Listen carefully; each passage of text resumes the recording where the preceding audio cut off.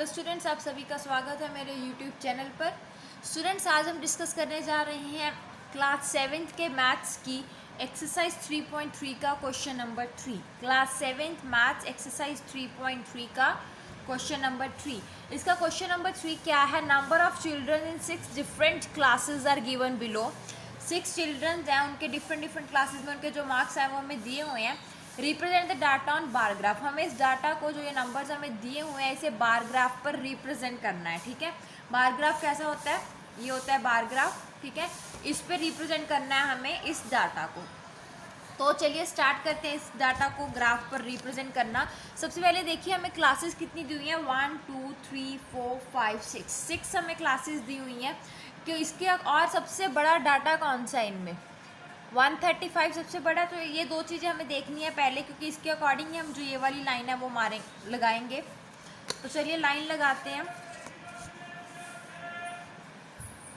देखिए ये हमने लाइन लगा ली। ठीक है, सबसे बड़ा नंबर 135 है, तो यहाँ पे हम 140 30 20 10 100 9 8 7 6 5 4 3 2 1। देखिए 10 तक लिख लिया और आगे यहाँ पे आएगा 0।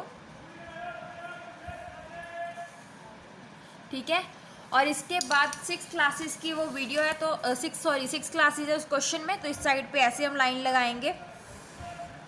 ठीक है, तो सबसे पहले क्या है, 5th क्लास में कितने स्टूडेंट्स हैं? 135। ठीक है, तो सबसे पहले देखिए हम ये दो बॉक्सेस लेंगे, यहाँ ये वाला और ये वाला। ठीक है, ऐसे पूरा बॉक्स लेंगे।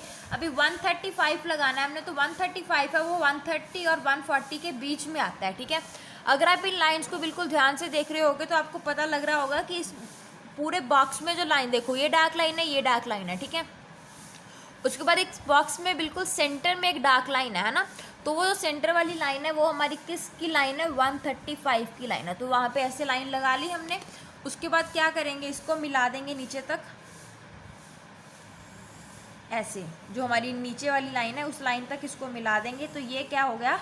135 रिप्रेजेंट हो गया। ठीक है, उसके बाद ये 5th क्लास का था, इसलिए हम चाहे तो इसके बीच में लिख सकते हैं 5th, और या फिर ऐसे नीचे भी लिख सकते हैं FIFTH 5th। ठीक है, उसके बाद है 6th क्लास के 120 स्टूडेंट्स, और हमें 6th क्लास का 120 बनाना है। ये रहा 120, इसके सामने इसके बराबर तक जो भी लाइन आ रही है वहाँ पे 120 का लगा देंगे हम। लग गया, तो इसको ऊपर से भी ऐसे जो डार्क वाली लाइन है वहाँ से मिला देंगे 120। तो ये किस क्लास के मार्क्स से? 6th क्लास के। उसके बाद है 7th क्लास में 95। अभी 95 जो है वो 90 और 100 के बीच में आएगा, मतलब यहाँ पे कुछ आएगा, तो इसको ऐसे मिला दो यहाँ तक। वैसे ही डार्क वाली लाइन देखनी है, बॉक्स के अंदर जो डार्क वाली लाइन है सेंटर में वो 95 होगा। तो ये देखो यहाँ से मिल गया। तो ये क्या है? 95 है किस क्लास का? 7th का। SEVENTH 7th। ठीक है, उसके बाद है 100। 8th क्लास में कितने हैं? 100 है, तो 100 में मतलब हमें पूरा उस डार्क लाइन तक ही जाना है। ये रही एक लाइन, उसके बाद ये दूसरी लाइन, इसको यहाँ से मिला दो, यहाँ पे आ गया 100। ये कौन सी क्लास है? अभी 8th, EIGHTH 8th। ठीक है, उसके बाद नेक्स्ट क्या है? 9th क्लास में 90। अभी 9th क्लास का 90 तक बनाना है, मतलब यहाँ तक बनाएंगे। ये देखिए यहाँ से ऐसे इस साइड पे 90 किस क्लास का है? ये 9th का, NINTH 9। और उसके बाद है 10th क्लास में 80। तो इसका मतलब जहाँ पे 80 है उसके सामने तक वाली लाइन तक हमें लाइन लगानी है। तो ये लग गई लाइन। तो ये क्या हो गया? 80 हो गए किस क्लास के? 10th क्लास के। ओके, तो ये था हमारा बार ग्राफ। अभी ये कंप्लीट नहीं हुआ, हमें अभी और क्या करना है?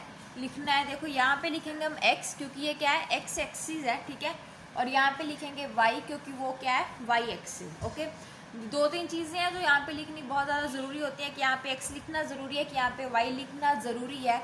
उसके बाद क्या इंपॉर्टेंट है कि ये क्या रिप्रेजेंट कर रहा है और यहाँ पे क्या है, ये हमें क्वेश्चन से देख के पता लग जाएगा। देखो ये जो डाटा सारा दिया हुआ है, ये क्या है? नंबर ऑफ चिल्ड्रन है, और ये क्या है? क्लासेस हैं। तो यहाँ पे डाटा लिखा है हमने, तो यहाँ पे क्या लिखेंगे साथ में? Number of children, number of CHILDREN number of children, और नीचे क्या लिखेंगे हम, क्लासेस, CLASSES क्लासेस, ठीक है। तो ये क्या बन गया अभी हमारा बार ग्राफ, ओके। इसके बाद हमें आगे कुछ क्वेश्चन दिए हुए हैं, क्या लिखा है यहाँ पे, answer the following question. First question क्या है, which class has the maximum number of children and the minimum. हमें बताना है किस क्लास में सबसे ज़्यादा बच्चे हैं और किस क्लास में सबसे कम बच्चे हैं, ठीक है। तो पहले हम लिखते हैं मैक्सिमम नंबर ऑफ चिल्ड्रन, या फिर मैक्सिमम चिल्ड्रन भी लिख सकते हो आप। Maximum children CHILDREN, maximum children किस क्लास में, मैक्सिमम 5th में। उसके बाद लिखना है minimum, MINIMUM, minimum children. Minimum किस क्लास में, सबसे कम किस क्लास में, ये 80 है 10th क्लास में, ठीक है।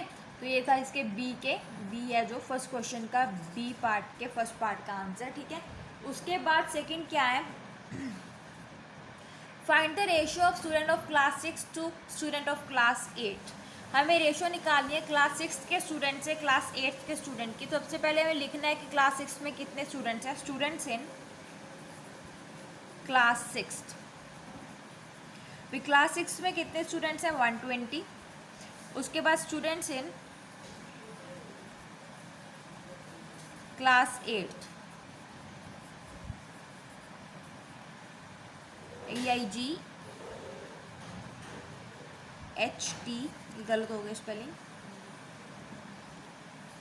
EIGHTH। 8th में कितने स्टूडेंट्स हैं, 100। तो अभी हमें क्या निकालनी है, इनकी रेशियो निकालनी है। अभी रेशियो में देखो यहाँ पे पहले क्या दिया हुआ था, क्लास 6 के स्टूडेंट्स, क्लास 6 में कितने हैं 120 और 8th में कितने हैं 100, ठीक है। उसके बाद इसकी कटिंग कर दो, 0 के साथ 0 कट हो गया। अभी 2 के टेबल पे 12 जाएगा 6 पे, 10 जाएगा 5 पर, तुम्हारा आंसर कितना आ जाएगा 6:5, ठीक है। तो ये तो था आपका थर्ड क्वेश्चन। इसके बाद चलिए बढ़ते हैं क्वेश्चन नंबर 4 पे। क्वेश्चन नंबर 4 क्या है, the performance of students in first term and second term is given. Performance दी हुई है हमें स्टूडेंट्स की, फर्स्ट टर्म में क्या है और सेकेंड टर्म में क्या, ये दिया हुआ है, ठीक है। आगे draw double bar graph choosing appropriate scale, okay.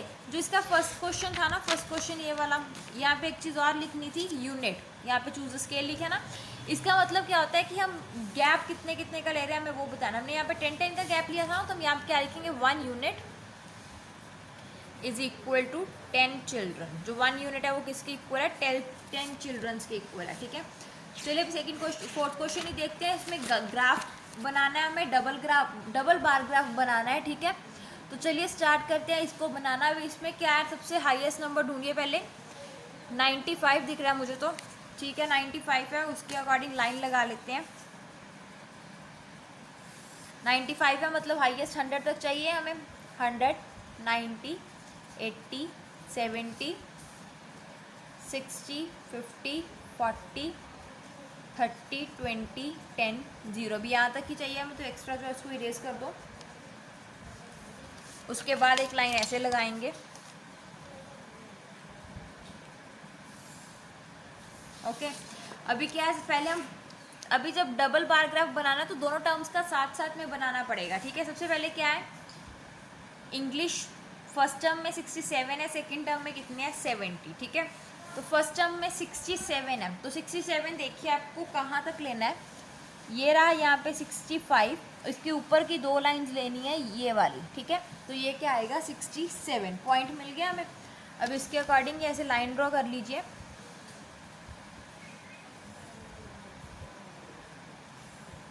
और इसको यहाँ से ऐसे मैच, ठीक है। ये क्या आ गया हमारा 67, और इसके साथ कितने 70। अभी डबल बार ग्राफ बनाना है तो इसको बिल्कुल इसके साथ में ही बना देना, ऐसे बॉक्स छोड़ा था ना हमने पिछले क्वेश्चन में, यहाँ पे बॉक्स नहीं छोड़ना, बिल्कुल साथ में ऐसे 70, ठीक है। आगे क्या है, हिंदी में 72 एंड 65, पहले कितने बनाए, अभी बॉक्स छोड़ना है, पहले बनाने हैं 72 का। तो चलिए ये बन गया 72, ठीक है। और उसके बाद इसके साथ क्या चाहिए हमें 65, तो 65 का यहाँ मिड तक बनेगा 65, हिंदी का भी बन गया।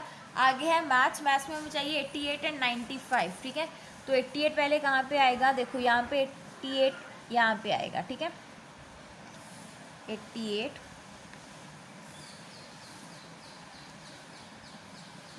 उसके साथ है 95, मतलब 90 से ऊपर जो डार्क लाइन है हमें वहाँ तक लगानी है लाइन। तो ये क्या बन गया 95। ओके, मैथ्स का भी हो गया। आगे साइंस में 81 एंड 85, वैसे ही बिल्कुल एक बॉक्स बीच में छोड़ देना है और फिर 81 की लगानी है, 81 और 85 था साथ में, तो ये रहा 85, बिल्कुल इसके साथ साथ लगानी है। बाय बाय बोल रही हूँ, एक सब्जेक्ट है तो इसलिए इनको इकट्ठा लगाना है ऐसे, ठीक है। और उसके बाद लास्ट में क्या है, एसएस क्या है, सोशल साइंस क्या है, 73 एंड 75, ठीक है। पहले हमें चाहिए 73,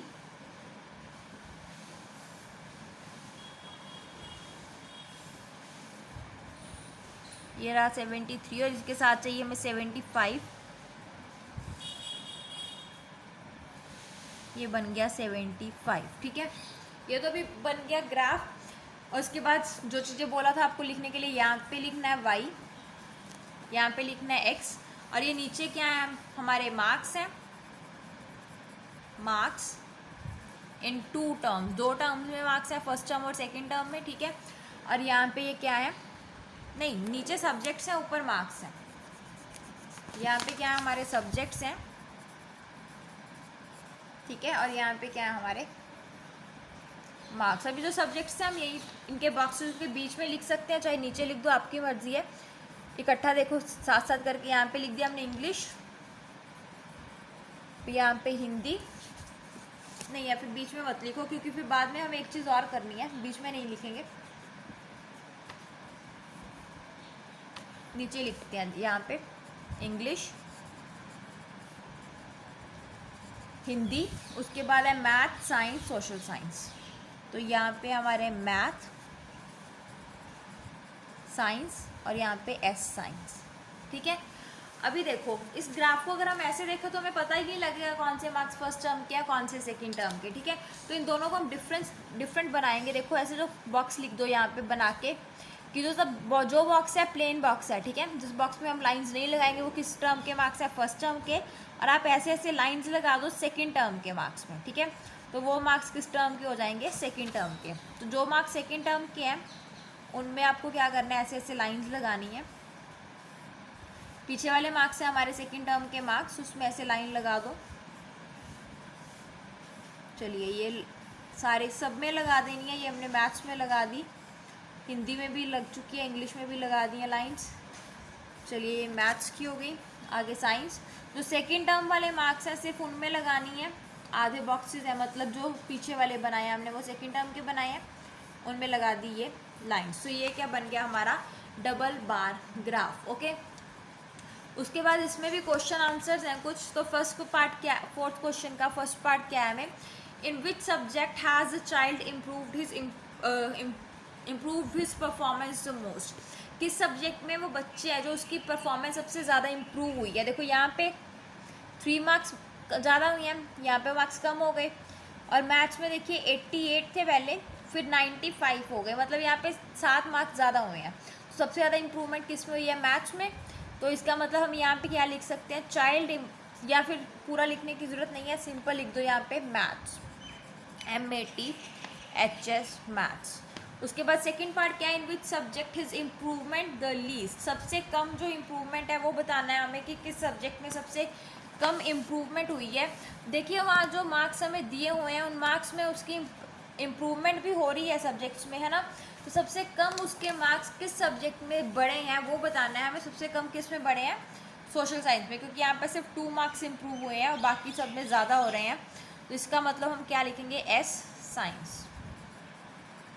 आगे क्या है, has the performance gone down in any subject, किसी सब्जेक्ट में उसकी परफॉर्मेंस डाउन गई है, मतलब किसी सब्जेक्ट में उसके मार्क्स कम हुए हैं। येस, कम किस में हुए हैं उसके मार्क्स, हिंदी में। तो इसका आंसर क्या आ जाएगा, हिंदी। तो स्टूडेंट्स ये थे आपके एक्सरसाइज 3.3 का क्वेश्चन नंबर 3 एंड 4। होप आपको समझ आ गया होगा। अगर फिर भी समझ नहीं आया और कहीं पे कोई भी प्रॉब्लम है तो आप मुझे कमेंट करके पूछ सकते हो। Thank you students. Thanks for watching my video. अगर आपको मेरी वीडियो अच्छी लगी तो प्लीज़ सब्सक्राइब बटन दबाएं और मेरी वीडियो को लाइक एंड शेयर करना ना भूलें। Thank you.